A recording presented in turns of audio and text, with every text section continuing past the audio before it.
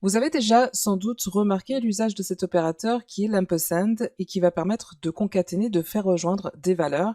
Ici, il s'agit de faire référence à un sélecteur parent, pour ensuite en créer des nouveaux grâce à cet opérateur qui est l'ampersand. Donc on va créer des sélecteurs avec cet opérateur. Donc on l'a déjà utilisé ici avec l'exemple qui était de cibler un lien hypertexte. Donc pour toute balise de type lien hypertexte, on pouvait avoir aussi adjoindre le pseudo-class qui permettrait d'appliquer des règles CSS lorsque l'on passe le curseur à chaque événement hover. Donc là, ce que l'on va faire, c'est créer des nouveaux sélecteurs. Vous remarquez ce même opérateur qui est l'ampersand avec "OK".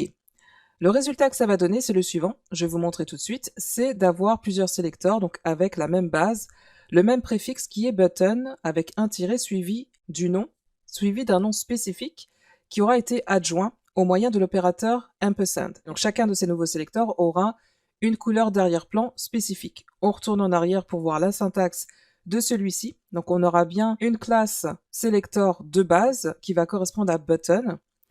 Et donc on utilise la syntaxe imbriquée et l'usage de cet opérateur pour pouvoir créer des nouveaux sélecteurs. Voyons cela en pratique. Et donc pour cet exemple, je vais vous demander de prendre ce répertoire qui est 0403. On va tout de suite y faire référence, puisque là pour l'instant on est toujours sur le 0402. On va se diriger vers 0403 pour voir cet exemple avec l'opérateur ampersand. Et on va tout de suite faire npm run watch. Et on aura juste voilà, à lancer cette commande et on n'aura pas à se soucier du reste puisque ce sera automatiquement compilé à chaque fois qu'on en aura besoin. Donc là, pour l'instant, on a déjà ici cette référence. On avait fait ça bien avant. Là, maintenant, ici, dans cet exemple, vous voyez qu'on a le body, donc la même syntaxe imbriquée. On va cibler le H1 qui se trouve à l'intérieur du body. Maintenant, ce que l'on va voir comme syntaxe, donc cet exemple, ce sera cette classe de base qui sera turquoise, où l'on va trouver plusieurs règles CSS. On va créer plusieurs autres sélecteurs qui vont suivre la même configuration avec des règles CSS qui sont similaires et en plus avec une couleur d'arrière-plan qui sera spécifique. Donc ce que je vais faire, je vais copier le tout. Voilà, donc pour River, et juste en dessous, orange. Alors là par contre, on a ici des variables qui sont définies dans un seul emplacement. Et on va pouvoir faire référence à une de ces variables pour créer une nouvelle couleur d'arrière-plan qui va correspondre à ce sélecteur. Donc ici par exemple, ce sera River, qui est bien défini ici, ligne 3.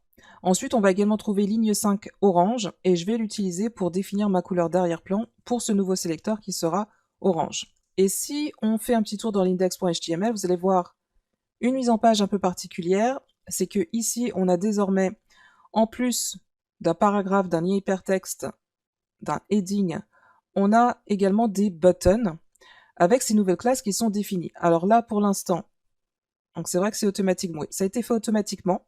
Donc étant donné qu'on a fait une sauvegarde, les nouveaux sélecteurs ont été créés automatiquement. Revoyons la syntaxe, on va les mettre côte à côte, que ce soit plus clair. Voilà, donc ici on a notre classe de base qui est définie, qui est button.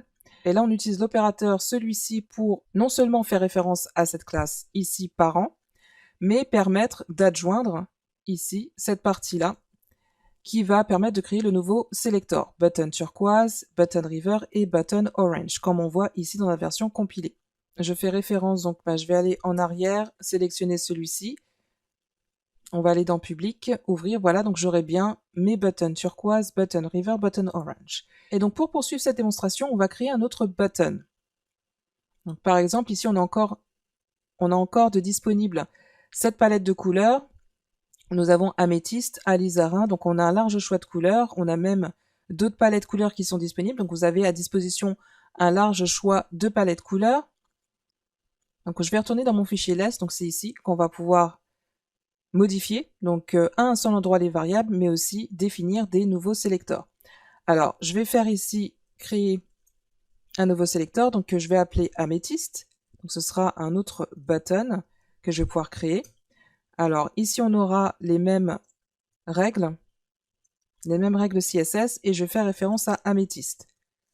Alors j'aurais juste à faire donc garder un œil, donc ça a été assez rapide puisque j'ai juste eu à ici sauvegarder. D'ailleurs on a quelque chose de curieux ici, c'est que j'avais omis de changer la couleur qui fait référence à border, donc je vais tout de suite le changer. Donc turquoise ce sera bien turquoise, pour river par contre ce sera river, pour orange ce sera orange, Et regardez en même temps sur la droite, lorsque je fais commande save, lorsque je sauvegarde, c'est modifié automatiquement et c'est de nouveau compilé. Et le dernier, je vais changer avec améthyste. Voici. Voilà, c'est fait. Et je vais rajouter dans mon index.html donc cette nouvelle référence, c'est-à-dire que je vais créer tout simplement, rajouter un nouvel élément button avec le titre améthyste. Et là, je fais référence désormais à cette classe qui est améthyste. Donc là, ça fait pas mal de répétitions. Imaginez que vous ayez plus que 4 boutons, donc par exemple une dizaine, voire une centaine. Là, vous remarquez que se partagent ici les mêmes règles CSS. Donc, mis à part quelques règles CSS qui sont spécifiques, qui permettent de créer des sélecteurs spécifiques et uniques, mais aussi pour créer des éléments avec des paramètres de style uniques, spécifiques. Donc là, pour éviter de se répéter, on va pouvoir utiliser une fonction étendue, une autre fonction étendue de less qui est l'héritage avec la déclaration, avec la directive extend. Donc on va voir ça juste après.